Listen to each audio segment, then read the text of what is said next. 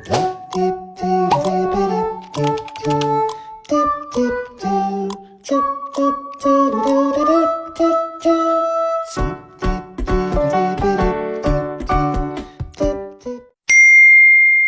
okay, I'm fine. Kincana, Kincana, teng neng neng neng neng. Ku menahan rasa sakit, rasa sakit. Few moments later.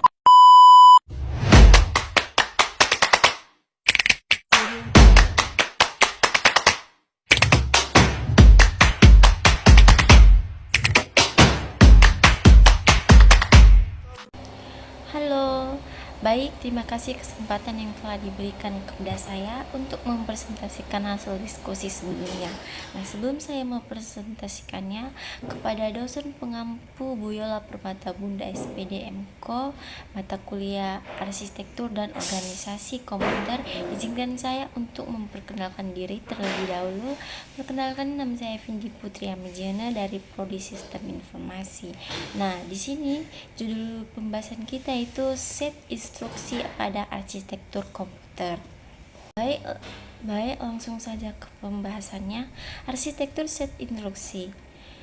Set instruksi didefinisikan sebagai suatu aspek dalam arsitektur komputer yang dapat dilihat oleh para pemrograman. Set instruksi atau instruction set adalah kumpulan lengkap instruksi yang dapat dimengerti oleh sebuah CPU. Set instruksi sering juga disebut sebagai bahasa mesin atau mechanic code karena aslinya juga berbentuk biner kemudian dimengerti sebagai bahasa assembly untuk konsumsi manusia atau programmer. Biasanya digunakan representasi yang lebih mudah dimengerti oleh manusia.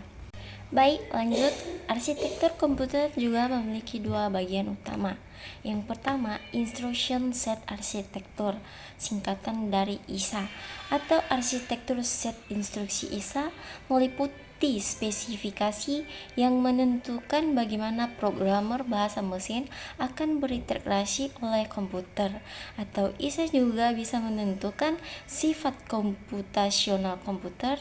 ISA terkadang digunakan untuk membedakan kumpulan karakteristik yang disebut di atas dengan mikroarsitektur prosesor, yang merupakan kumpulan teknik desain prosesor untuk mengimplementasikan set instruksi atau mencakup mikrokode, pipeline, sistem manajemen daya, dan lainnya.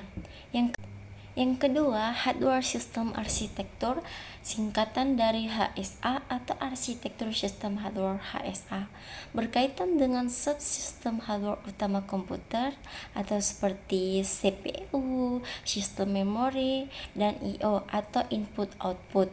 HSA mencakup desain logis dan organisasi arus data dari subsistem. Baik, lanjut. Jenis-jenis instruksi memiliki 4 bagian. Yang pertama, pengolahan data atau data processing, untuk meliputi operasi-operasi aritmetika dan logika. Operasi aritmetika memiliki kemampuan komputasi untuk pengolahan data numerik. Yang kedua, perpindahan data atau data movement. Perpindahan data atau data movement berisi instruksi perpindahan data antar register maupun modul I/O atau input output. Yang ketiga, penyimpanan data atau data struct. Penyimpanan data atau data struct berisi instruksi penyimpanan ke memori. Yang keempat, kontrol aliran program atau program flow control, yang bisa mengontrol aliran program atau program flow control berisi instruksi pengontrolan operasi dan percabangan ke set instruksi lain. Karakteristik dan fungsi set instruksi memiliki dua bagian. Yang pertama, operasi dari CPU ditentukan oleh instruksi-instruksi yang dilaksanakan atau dijalankannya. Instruksi ini sering disebut sebagai instruksi mesin atau mechanic instruction, atau instruksi komputer atau computer instruction. Yang kedua, kumpulan dari instruksi-instruksi yang berbeda yang dapat dijalankan oleh CPU disebut set instruksi atau instruction set. Lanjut, elemen-elemen dari instruksi mesin atau set instruksi memiliki 4 elemen set instruksi. Yang pertama, operation code atau opcode yang menentukan operasi yang akan dilaksanakan. Yang kedua, source operand referensi yang merupakan input bagi operasi yang akan dilaksanakan.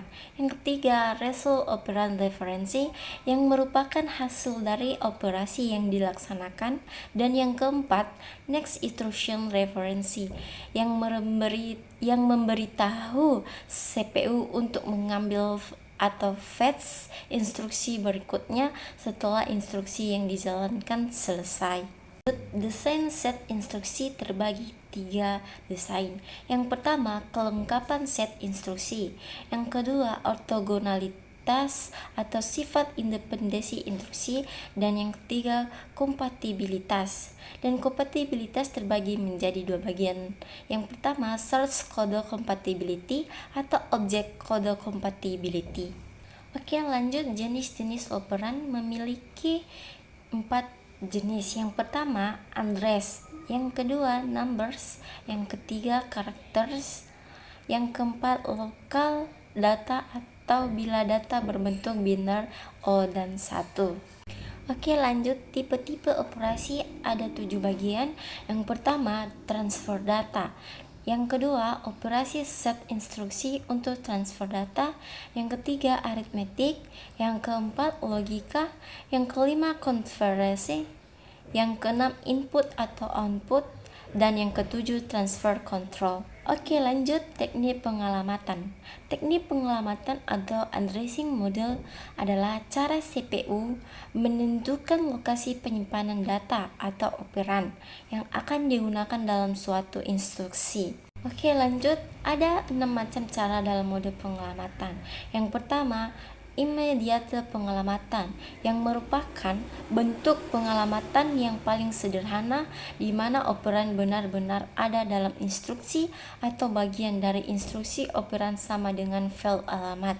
Yang kedua, direct addressing yang merupakan cara yang baik digunakan pada komputer lama dan komputer kecil karena hanya memerlukan sebuah referensi memori dan tidak memerlukan sebuah kalkulus khusus. Dan yang ketiga, indirect addressing yang model ini merupakan mode pengelamatan secara tidak langsung di mana file mengacau pada alamat word di alamat memori yang pada gilirannya akan berisi alamat operan yang panjang. Yang keempat, register addressing merupakan suatu mode pengelamatan yang cara kerjanya hampir mirip dengan mode pengelamatan langsung atau direct addressing. Namun, perbedaannya terletak pada file alamat yang mengacu pada register, bukan pada memori utama. Yang kelima, register indirected yang merupakan keterbatasan file alamat diatasi dengan pengaksesan memori yang tidak langsung sehingga alamat yang dapat direferensi makin banyak. Dan yang keenam, displacement addressing. Mode ini yaitu dengan operan berada pada alamat A ditambahkan isi register. Baik, lanjut. Pada mode pengelamatan ini terdapat 3 model displacement, yaitu yang pertama relative addressing, yang kedua base register addressing, dan yang ketiga indexing. Baik, sekian presentasi dari saya. Terima kasih telah menonton video saya dan semoga bermanfaat. Bye bye.